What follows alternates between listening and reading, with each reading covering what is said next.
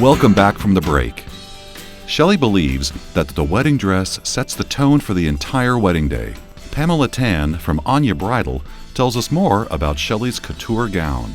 Her gown is by a designer that we carry exclusively here. It's called Jim Helm Bridal Couture, and it is a strapless gown in silk satin. And it has a beautiful ruche bodice with Alençon lace detail with pickup and a bubble hem. There are a lot of boutiques out there, but in my opinion, Anya Bridal has the best selection and they have the best service. It's cool because they have all your relatives or your moms and your friends sitting there, and you're kind of up on a little pedestal, and they look at the dress and you decide if you like it or not and if you feel good in it. Let's hear a bit more about her Jim Helm dress.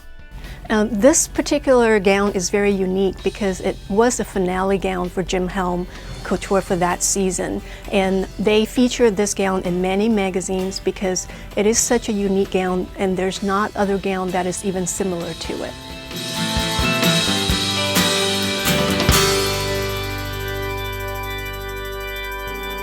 After much thought, Scott and Shelley decided to have their wedding reception at Garden Vineyards in Hillsboro.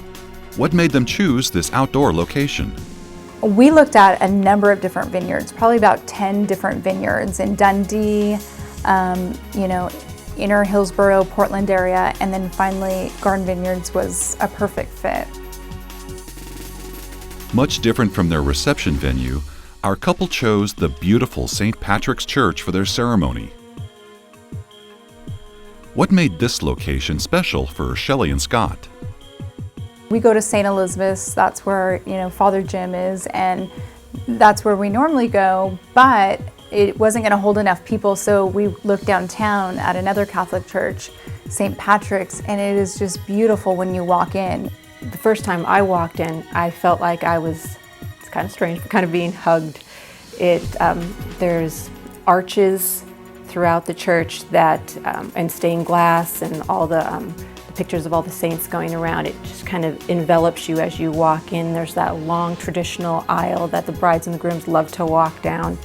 For future brides planning on having a wedding at St. Patrick's, there are some requirements and important steps you need to take in order to book your venue.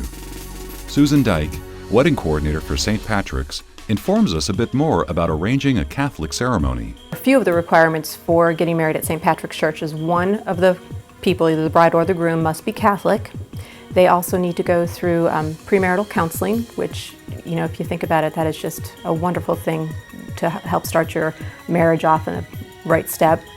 And also there's a few forms that they have to fill out, a witness statement and a freedom to marry statement, and then of course they have to have their baptismal certificates sent to the church. Now that we know why our couple chose these wonderful venues, let's join them at St. Patrick's to see how their wedding turned out. I will love you and I will honor you. All the days of my life. All the days of my life. May the Lord in His goodness strengthen your consent and fill you both with His blessings. And what God has joined, let no one ever divide.